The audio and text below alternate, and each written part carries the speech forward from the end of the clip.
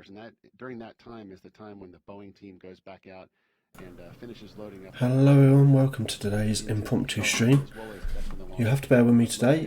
We are still a bit ill, as you might be able to hear in my breath, but I'll do my best and we'll get through this together. So today, something that I've not done before, we are live streaming a rocket launch, OFT 1.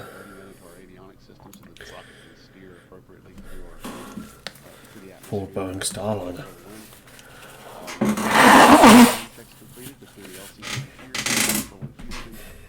The BMCC over at Kennedy Space Center, and eventually that comm check will include astronauts as well. We'll get that crew access arm retracted, and then we'll move into our final polling for launch. Josh Marie, that's the update from the ASOC. Thanks, Dylan. That's really about as good a forecast as you can hope for. Fingers crossed that Mother Nature keeps cooperating. Absolutely. And in the meantime, mission teams across the country continue preparing for flight. Now, in case of an emergency on the ground, NASA's Steve Payne is on standby in the Emergency Operations Center. He's the guy you hope you never have to call, but you'll be glad he's there if you do. In an emergency, Steve would coordinate all the resources on site to make sure we get everyone out safely. And in Denver, ULA's Valor team, led by Lars Onsiger, is preparing for ascent. Lars and his team are only on console for ULA during Starliner flights. They're looking specifically for anything that could go wrong on ascent and will relay data to mission control to be prepared for an abort. Today is just practice for them since our abort system is not active and there's not crew on board. Now, throughout the show, we've been answering your questions about Starliner on social media. That's right, and we want to take, we got a really cool photo from a Starliner super fan watching all the way across the pond in Ireland. Of course, he didn't have to get up quite so early because I think it's mid-morning there now, but Hayden, thank you so much for sending your photo, and please, if you're watching, follow us, use the hashtag AskNASA, show us how you're watching today's launch. Hayden, I hope he sees a good launch today.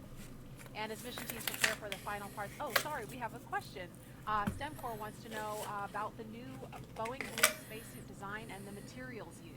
So it's made out of Nomex, which is cool. Nomex is cool. It's flat. because it's fire resistant. Yeah, so that's what I was about to say.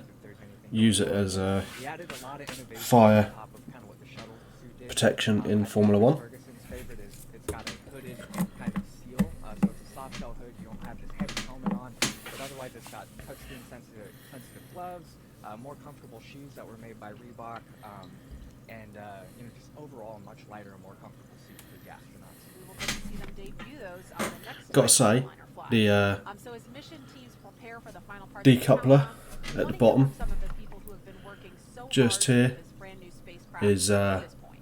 very Kerbal looking. Don't Don't know if you can see that. No. So just under the Starliner, the sort of oversized fairing there.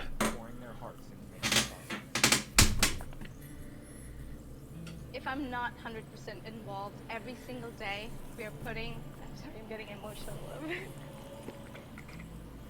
Some of us, if something's not right, then, we're not going to sleep that tonight. You know what I mean? If something's not right, I'm not going to sleep. So we're going to get it straightened out. We're not just carrying the dreams of a particular company and agency, but of the entire world. Both Boeing and NASA are doing something right now, not just for the benefit of the private company like Boeing, not just for an agency like NASA. They're doing this on behalf of the nation for the benefit of mankind. This is human spaceflight. We've got people, we've got teammates and colleagues that are going to fly in this vehicle. We need to make sure that we get them there safely and we get them back safely. I fly it every time if I could. There's no point to any of this, to commercial human spaceflight, if we don't make sure our crew is safe. Nobody understands us. I don't think anybody really outside of this business understands what we're doing. These spacecraft are It's unusual to hear an English guy. Cool though. Any little piece means something important. You don't know what you don't know. And it's just a lessons learned and keeping your eyes and ears open. Everybody watches everybody else. You have to. You can't make mistakes. There is no room for error. I've heard people say would you make that decision with Chris's wife in the room? And the answer is always yes. You got to put in 110% every day, you know, and take time from our families to make sure that he can come home to him. Our grass is tall at home, and our kids are looking for us, but I'm building a spaceship to get back to a spaceship that I made already. You can't tweak something when you're up there. You can only do it one time. I know what I've done is a pretty good job. I might not be riding on it, but I'm right there with him. Launch is going to be a great day, but that's just the start for us. When we see it land and everybody's safe, that's going to be really when we do the high five. That's cool. It's good to see that passion. People are sitting in the BMCC. You're looking at them right now on console. They should be about to enter their final poll. And the Boeing launch teams have reported out from the control room on the hardware readiness. That signaled that Starliner is ready for that terminal count. And Tori's been keeping tabs on their progress. Tori, how are One the final sec. start? And the Boeing launch teams have reported out. Thanks, Josh. The final Starliner polls are going excellent. We actually just heard all the engineering teams go through their final poll and say that they are go and green for launch. So everything here out of the BMCC is looking great. We have everybody really tied in, and they're ready for that terminal count. Now, we have a message for you at home from the woman who named Rosie the Riveter.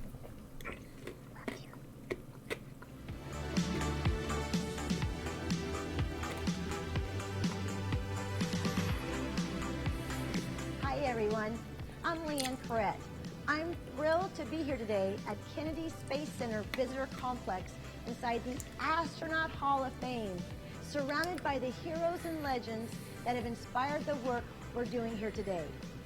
My parents actually met while working on the Saturn V program, and I was born right here on Florida's Space Coast. Like many of you, I'm inspired by the wonder of space exploration, and it's humbling to be part of this moment in history. We're so proud that Starliner is the very first human spacecraft to be built and launched right here in Florida. Thank you to all the teams across the country and as far away as Australia who designed, built, and tested Starliner. And thank you to NASA. We've been a proud NASA partner since the earliest days of space exploration, and I can't wait to see what we'll accomplish together in the years ahead. I want you to know that space is not the final frontier, it's just the next one. Thanks to Starliner, getting there will be safe, efficient, and attainable. Thank you for watching our show, and enjoy the launch. Now, Leanne is probably one of the people most excited about this. Whenever you talk to space about her, her eyes just light up. So we're all hoping for a great launch. We actually just got confirmation that they are configuring Starliner for the terminal count. We are all go right now. Joining us, we're minutes away from Starliner's first launch attempt. ULA will be getting ready soon to begin its poll to enter the terminal count. Right now we're about 16 minutes from liftoff. Now this is a critical point in the countdown. After the launch clock restarts at T-4 minutes, if another hold is called, we will scrub for the day. Hold on. Countdown 1. Status checks proceed with terminal count. Atlas systems, propulsion, go. Hydraulics, go. Pneumatics, go. LO2, go. Water, go. Centaur systems, propulsion, go. Pneumatics, go. LO2, LH2, go. Has gas, go. Electrical systems, airborne, go. Ground, go. Anomaly chief, A2, go. Range coordinator, clear to proceed. Launch director. Launch director is go, and you have permission to launch.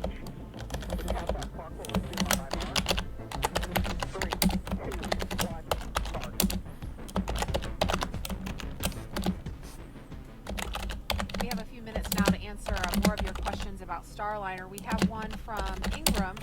Wants to know, you have certain weight concerns, obviously. So how do you take into account the weight of the paint used on Starliner?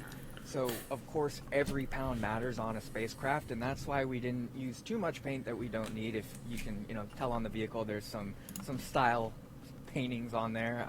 The NASA logo, the Boeing logo, those kind of cool dash marks around the top.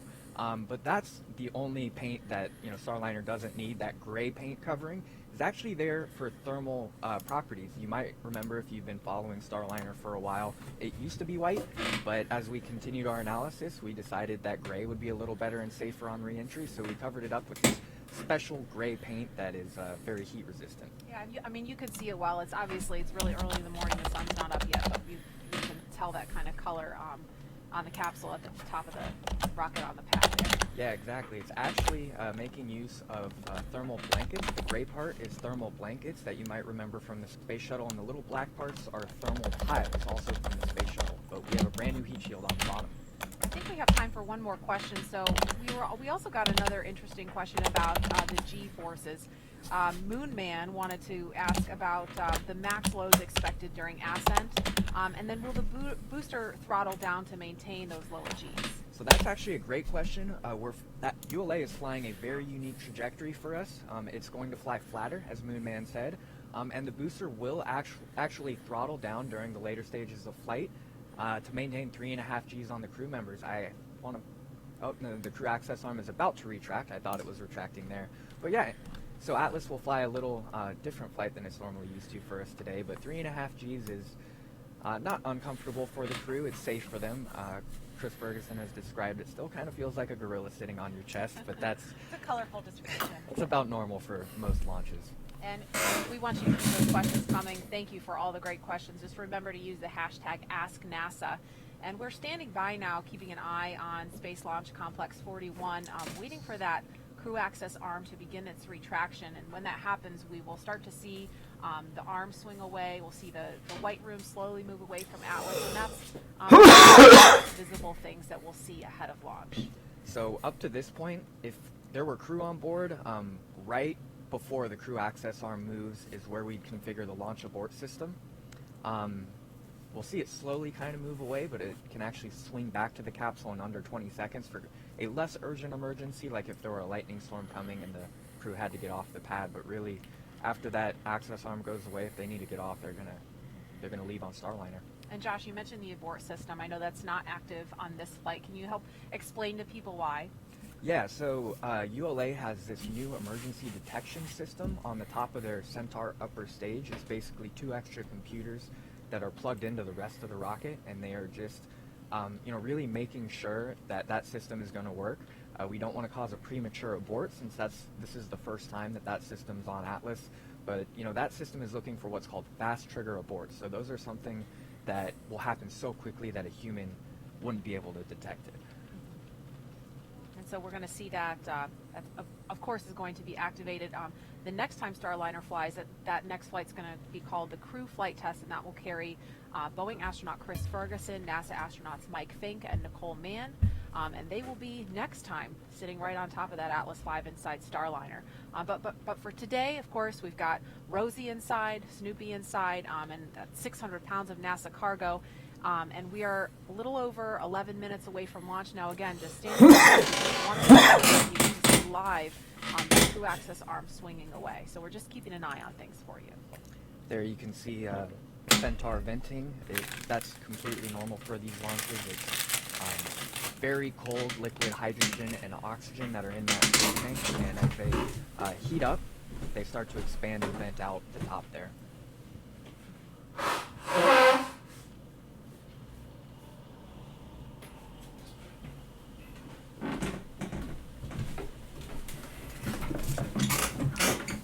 Arm control, stow the crew access arm for launch. Roger.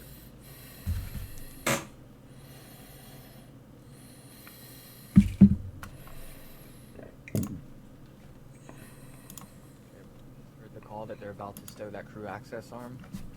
We've also got confirmation that Starliner is running on internal power. It is not relying on ground power anymore, pulling power from its own batteries.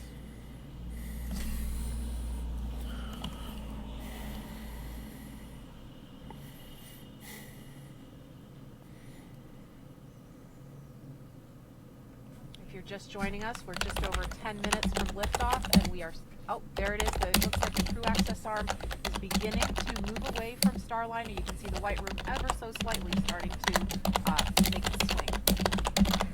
Again, this is one of the last major steps. The next is the launch vehicle pull. Then we will release the 4-minute hold, and then we're ready for launch. Verify CST 100 on internal power. Verified.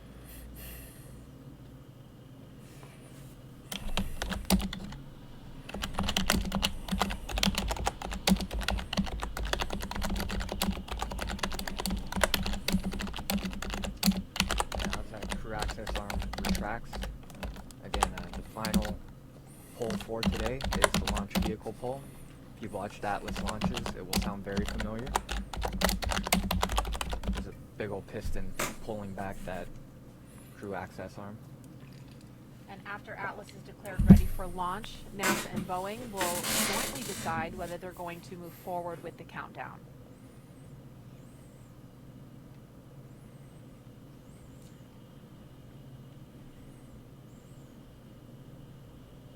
Again, about 9 minutes away from launch.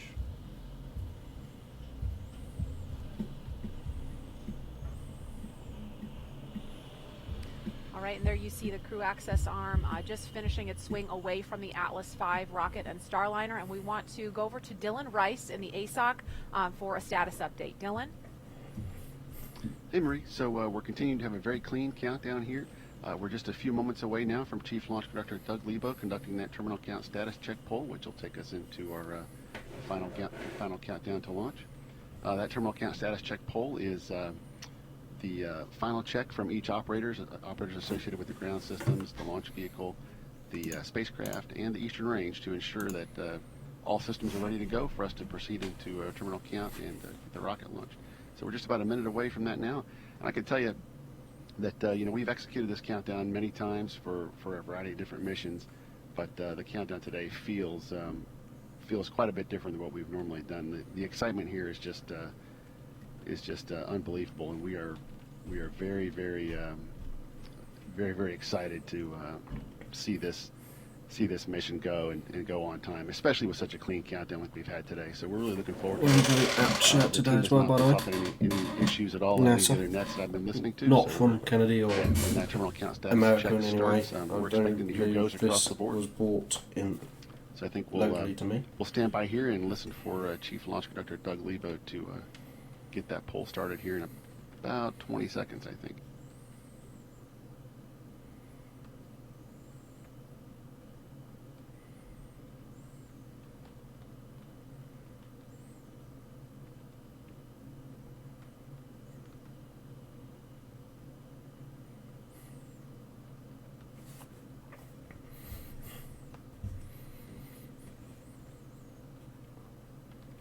Status check to proceed with terminal count. Atlas systems, propulsion, go.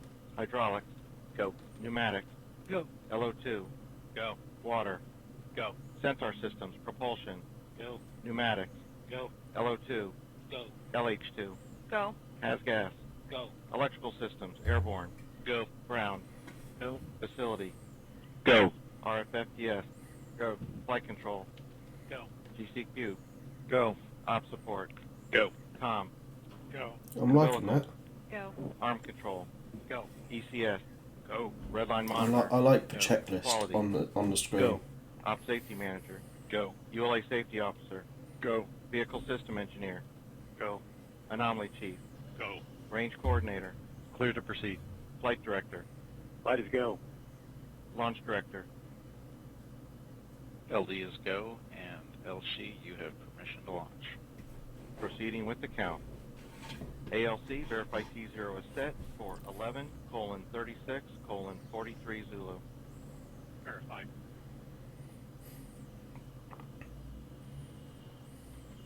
Well, Josh, Marie, you heard it. We are go for launch, right on time.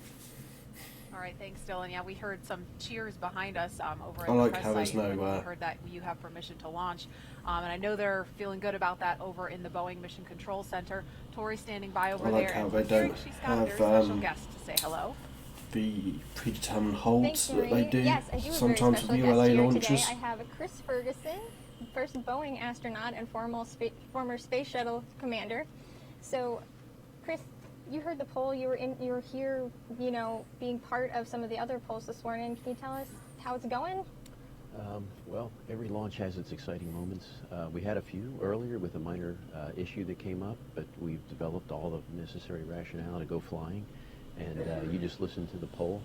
Basically, everybody is in line and in agreement that we're in a good configuration to go fly. So it was a little close, but hey, we're going to be off to the races here in a few short minutes. I know this is a really exciting time, right? Less than 5 minutes here until launch. So, it's funny when we say we're less than 5 minutes to launch, but I know that you've been on the program for about 8 years now. So, all of this, I know, has been leading up to this moment and to CFT. Can you tell us a little bit more about your role within the Starliner program? I joined the program about, like you said, 8 years ago, shortly after the space shuttle program ended, and it's been wonderful to be a part of the team. It's been wonderful to have some influence in the design, and now, you know, it's almost surreal. There it is out on the pad. You know, the labor of the last 8.5 years is sort of coming to, you know, it's game day, right? The big test is, and mind you, right, for the spacecraft actually begins when the launch vehicle releases us 11 minutes from now. So we've got a lot of work to do, even though this is the exciting part that everybody enjoys watching the launch. Our big test really begins when the launch vehicle sort of releases us, and we have to go, you know, perform all the necessary demonstrations to get ready to dock to the International Space Station tomorrow. So we've got a busy 24 hours. Yeah, Chris, that is really exciting, right? It's busy, but I know the team's here up for the challenge. Absolutely. All right, Josh, Marie, thanks for coming to us. Back to you. So 3 minutes and 25 seconds left. We are 3 minutes and 20 seconds away. The T-minus 4 minute hold was released while Chris was telling us about how excited he is for Starliner. So we are going to quiet down, listen into the loops. CST 100 is on internal because power. We have so many control rooms, you will be hearing reports from the Atlas Space Flight Operations Center, from JSC, and Marie and I will stick around. Securing LOT topic. Atlas tanks to flight pressure. 2 minutes, 50 seconds. FTS internal. If you are joining me on the stream today, I do appreciate it. It's thank you for joining. It's the first time I've done this and live streamed something, an event, 2.5 other minutes. than like Kerbal Space Program and what have you. So it's cool. Atlas tanks are at flight levels. Centaur will be momentarily.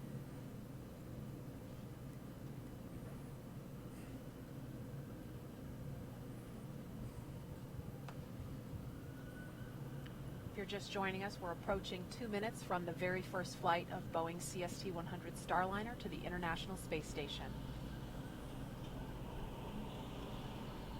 159. Well, that's a good thing you did that, Vehicle internal. Dan Buatu. 5. In all honesty, I almost forgot myself. Securing Centaur LH2. Securing Centaur LO2. The rocket is now on internal power as well. Both Atlas and Centaur 140. tanks. Launch enabled. 137. Looks like I burned off some fuel to the right hand side there. That was the flight termination software with Atlas veers off course.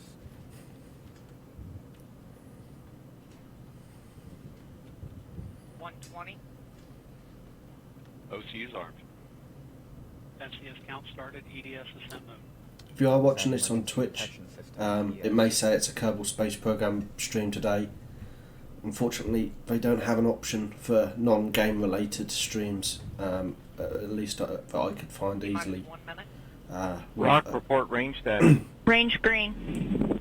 With about 50 minutes to go, so I just went ahead and did it. Started. Final count, I'm going to shut up now.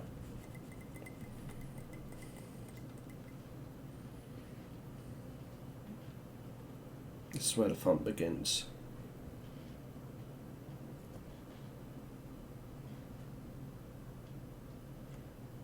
Seconds.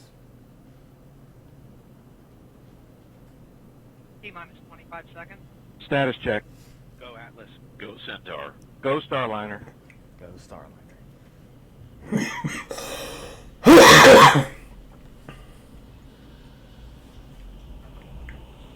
Until the countdown. 9, 8, 7, 6, 5, 4, 3, 2, 1. And liftoff, the rise of Starliner and a new era in human spaceflight. The tower. Now 10 seconds into flight. Vehicle's begun the pitch over program. Body rate responses look good. Now 15 seconds in. VU's gone close to control. Party money looks good at full thrust. Seeing good fuel pressure on the SRBs.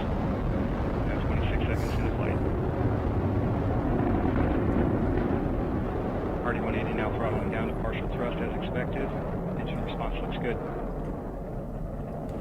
Now 38 seconds in.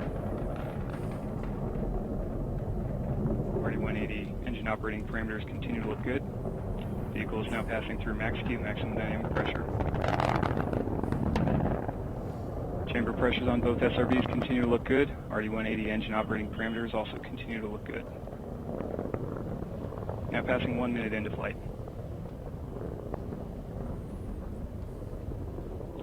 And Mach 1, Atlas 5 is now supersonic. And vehicle now throttling up. Engine response looks good. Continue to see good chamber pressure on both SRBs. 1 minute, 20 seconds into flight. Body rate responses on the vehicle look good. 1 minute, 30 seconds in, standing by for SRB burnout. And we have burnout on both solid rocket boosters. Atlas will hold on to the SRBs for an additional 48 seconds prior to jettison. RD-180 has gone back up to full thrust as expected. Engine response looks good. So will Starliner change over 1 to minute, 50 Vulcan? seconds in. Atlas is now 17 miles in altitude, 11.5 miles downrange distance, traveling at 2,300 miles per hour. Now passing 2 minutes into flight. RD-180 engine operating parameters continue to look good at full thrust. Pretty sure they wanted people to move over to American-built engines, didn't they? And at Which is 2 why they minutes, built 11 Vulcan. seconds into flight, the Atlas rocket now weighs just 1/2 of what it did at launch, burning propellant at a rate of 2,800 pounds per second. And we've seen good indication of jettison of both solid rocket boosters. Yeah. Vehicle's gone to closed loop guidance. Now just under 2 minutes remaining in the booster phase of flight. 2 minutes, 35 Good so seconds far. in flight. RD-180 continues to perform well. Engine now throttling down slightly. Engine response looks good. So they will throttle down to reduce And G-forces Atlas on crew. 5 is now traveling at over 5 times the speed of sound. Centaur reaction control system is now pressurizing to flight levels. System response looks good.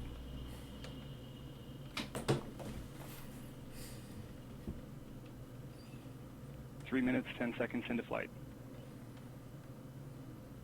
Atlas 5 is now 38 miles in altitude, 80 miles downrange distance, traveling at 5,800 miles per hour. You can see what looks like air turbulence or RD-180 engine air operating movement on the parameters left-hand continue to look side good. there. Now 1 minute remaining until engine cutoff. You're getting that Body cool rate look responses for being a continue to night look flight. good throughout the booster phase of flight.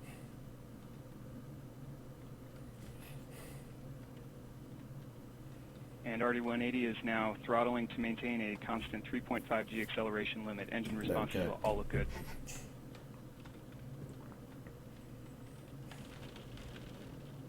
Three minutes, 55 seconds into flight. Because it's high enough where the sun can hit the plume now, that's why you get that cool effect. Whereas, And Centaur's begun the boost phase close still down to sequence. sunrise in Florida, I assume. 20 seconds to BECO. RD-180 continuing to look good as it throttles to maintain that constant 3.5 G acceleration limit. Atlas PU has gone to open loop in preparation for BECO. And standing by for BECO. There we go. And we have BECO booster engine cutoff, standing by for stage separation. There we go. Booster engine And we set. have good indication of stage separation. We have pre-start on the RL-10, standing by for ignition. We have ignition go. and full thrust see on both ignition there. RL-10 engines. Chamber pressures look good on both engines. And as you can see, it's starting to lighten up now in Florida. We have confirmation of ascent cover jettison on Starliner. Aeroskirt jettison.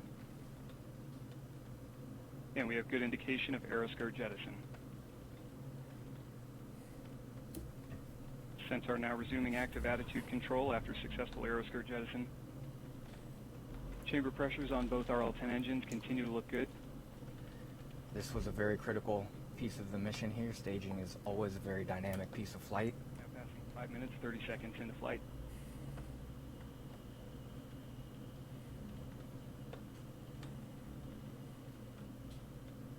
And the Centaur RCS system is beginning the initial thruster firings for system thermal conditioning. System response looks good. Now once again, Centaur will continue burning for about another 5 minutes. I've got a lot of different control rooms at work here. Now passing 6 minutes into flight. 3, maybe 4.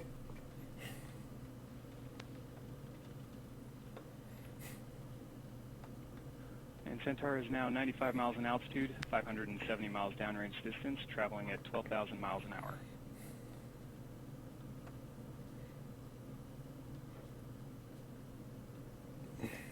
Those dual RL-10 engines continue to propel Starliner. They are making up for a little bit of the booster flying a flatter trajectory and at lower thrust, again to maintain that 3.5 G forces. Again, first flight for the dual-engine Centaur on an Atlas V. Starliner and Centaur continue to head to orbit. Throughout the Centaur burn, chamber pressures have remained very stable. It's funny that I've done that because I used to run now remaining in the burn. what was it called? Real Booster mod on Kerbal Space Program, which had the Atlas V and the Delta IV and what have you. And one of the things I always used to do and Centaur is now 102 miles in altitude, 800 miles downrange distance, my 12,700 miles per hour. RSS build that I used to use at one point, which is Real Solar System, was I always would run system continuing with active control looks good. A body rate responses are all very close to null. A dual engine Centaur. It just seemed to work better. Atlas is flying almost exactly where it needs to be. It's like it always should have been like that.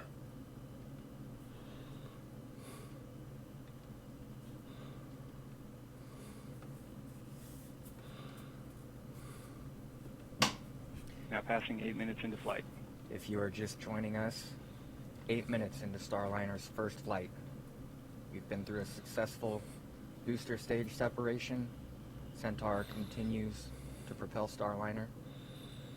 The next major milestone will be main engine cutoff at 11 minutes and 58 seconds. Both Centaur RL-10 engines are continuing to perform well throughout the burn. Chamber pressures look good.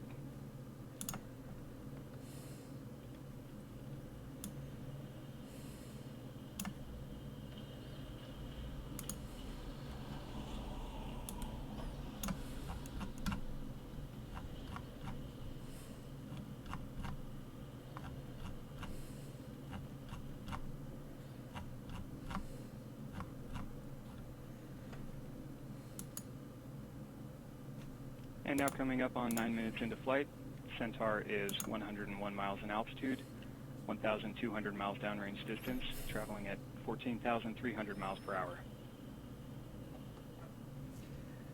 Now the two control rooms you are looking at on the left, that is ULA's Denver Operations Control Center.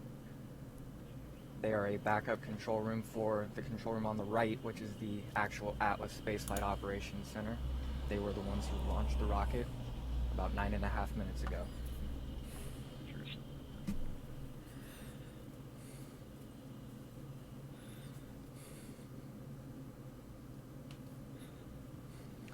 As you can see, everyone is locked in on their screens monitoring data. You might have noticed there wasn't much excitement during launch, but ULA will be happy once we get to stage separation, which is coming up almost 15 minutes after launch, so about 5 minutes from now.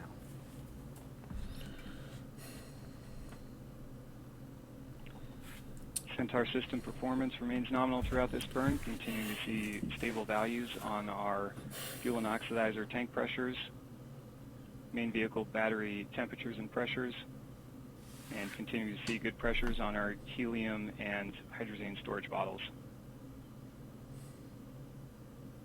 Telemetry quality has been good throughout this burn. I'm only seeing very brief minor dropouts. Okay, so just quickly whilst we're waiting for next stage separation, I'm just going to make a quick announcement.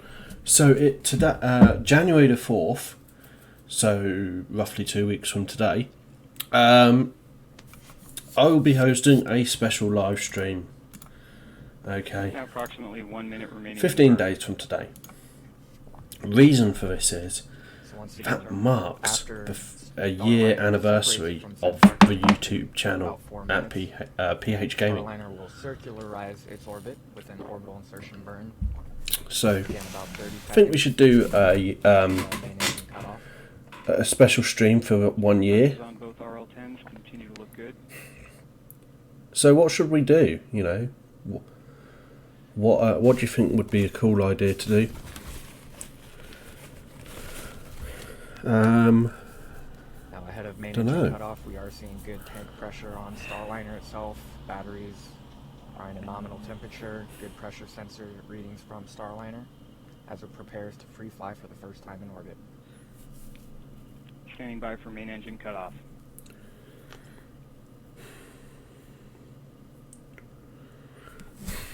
And we have Miko.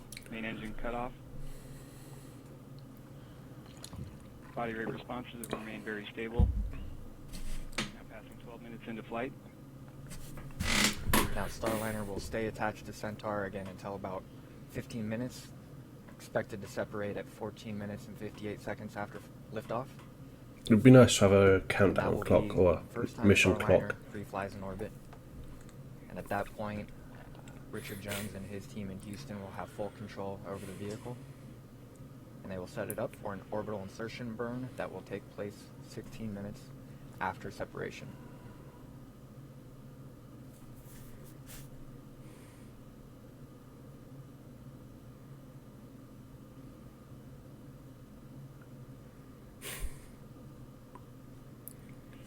What's the quality on here? 720? Oh, I'm only doing it in 720. That's bad. Separation.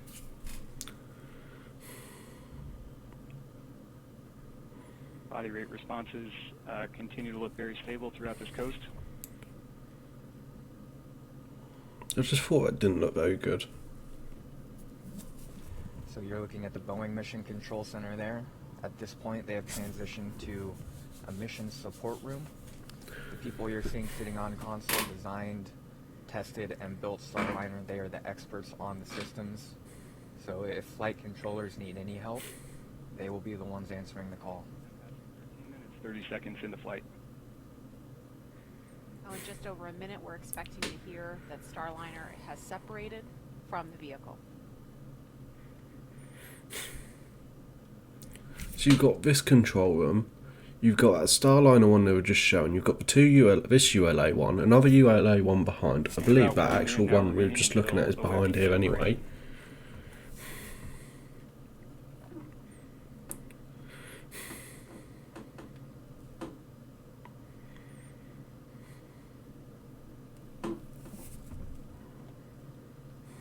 Body rates in the roll, pitch, and yaw direction, all very close to null.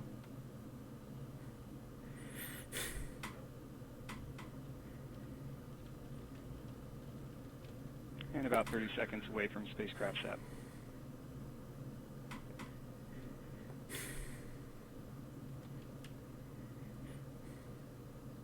Is this where everyone gets really happy?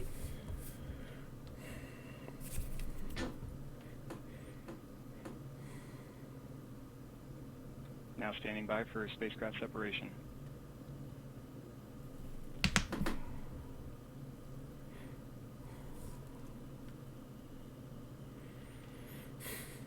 And we have good indication of separation of the OFT capsule. Whee. There it is. ULA has successfully completed their piece of the mission.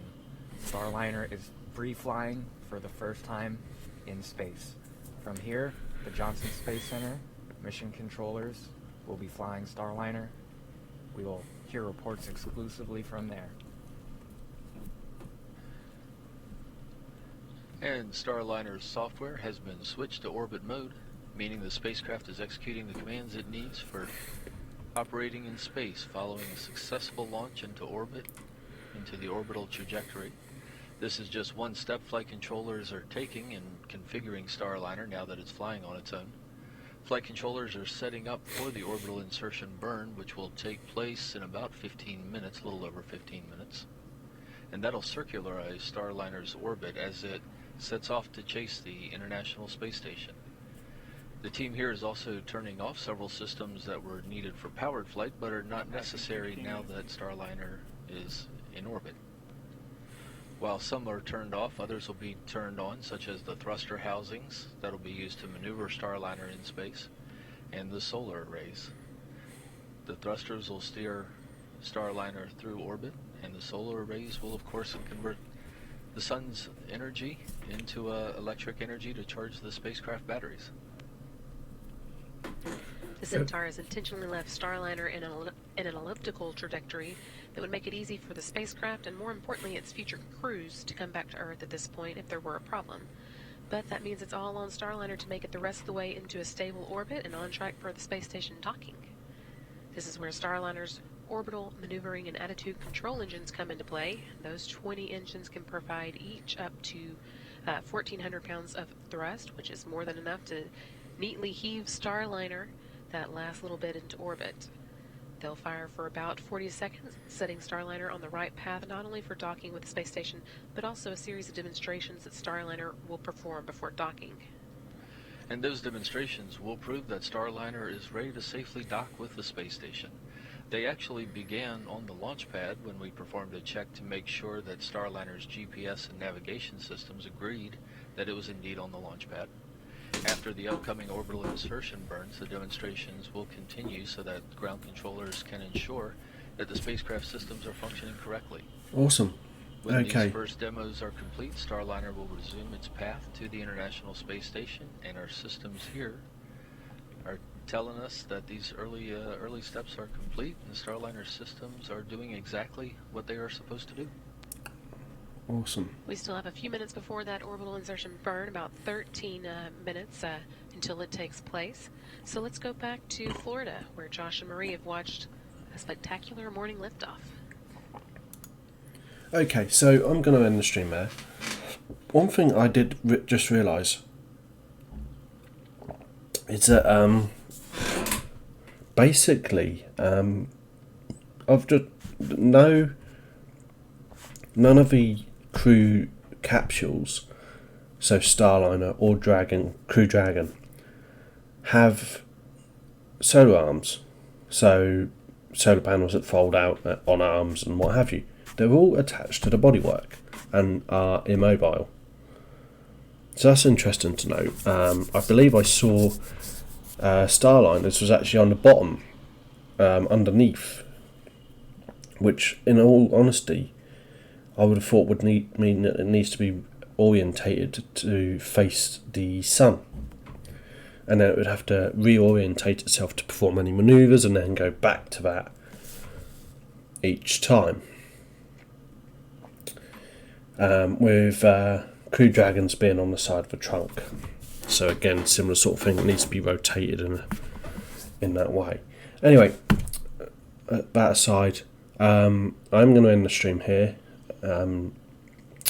Thank you very much for those who've joined and watched, and yeah, let me know if you want me to do this again, if there's any particular missions you'd like me to do, and yeah, hit me up on Twitter and the Discord. Subscribe to get more notifications for those aforementioned missions, and yeah, anyway, thank you very much for watching, guys. Do hit up the Discord and Twitter. That should be in the descriptions. If you are watching on Twitch, then if you do wish to support the channel, then there is a donation page link button there, and on YouTube there is a link in the description. Anyway, thank you very much for watching, guys. See you next time. Bye bye. Atlas 5 launch.